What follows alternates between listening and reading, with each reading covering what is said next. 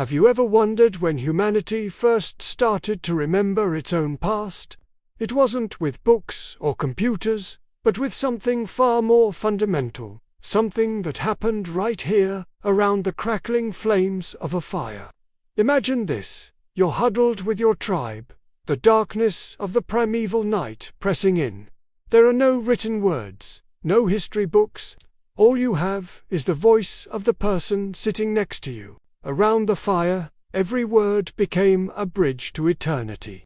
This is the story of how storytelling became our first hard drive, our first cloud storage, the very thing that allowed us to survive and thrive.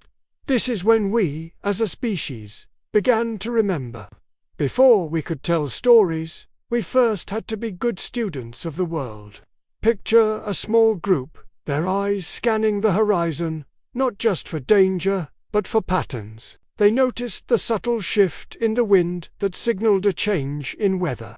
They observed the great herds of mammoths, not just as a source of food, but their predictable migratory routes, their seasonal appearances and disappearances. They learned to read the land like a book. This particular bird's call means a predator is near. That specific constellation in the night sky heralds the coming of the cold season. Every sunrise, every footprint in the mud, every rustle in the bushes was a piece of data. This was the age of pure observation. It was a silent, constant collection of information, a database of survival being built in the minds of our ancestors, one observation at a time.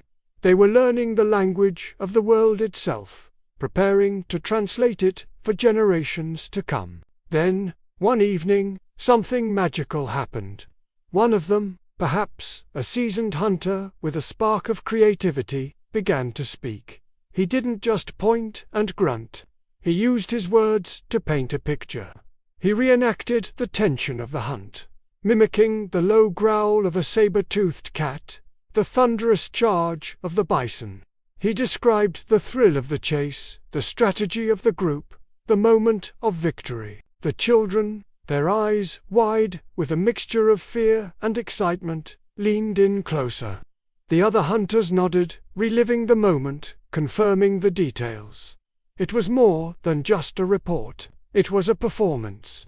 Through his story, the experience of a single day was transferred into the minds of the entire tribe.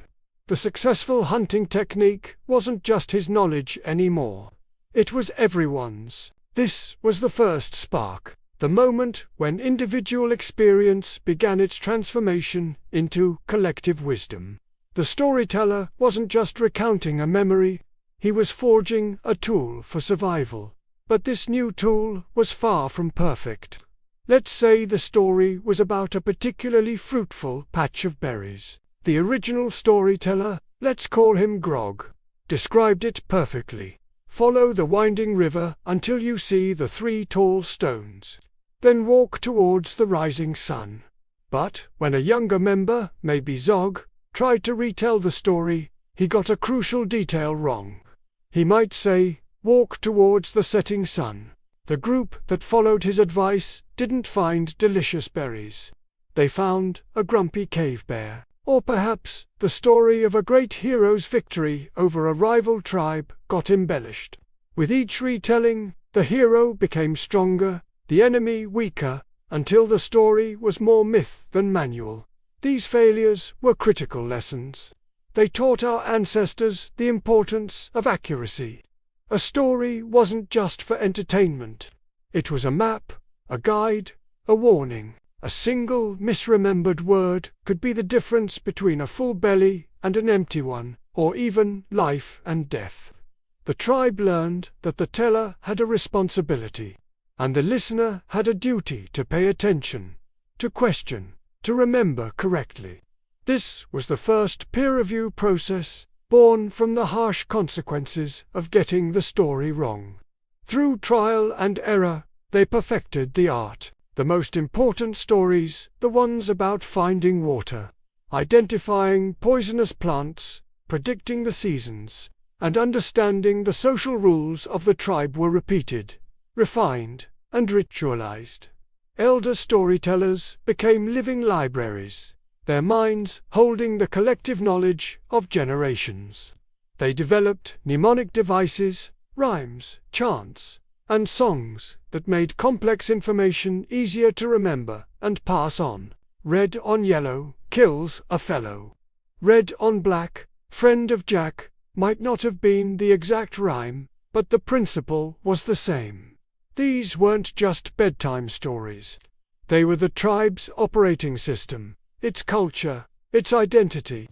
When a child was born, they weren't just born into a family, but into a web of stories that told them who they were, where they came from, and how to survive in the world. The oral tradition became the glue that held society together, preserving everything from hunting techniques to spiritual beliefs, ensuring that the hard-won wisdom of the past was not lost to the sands of time.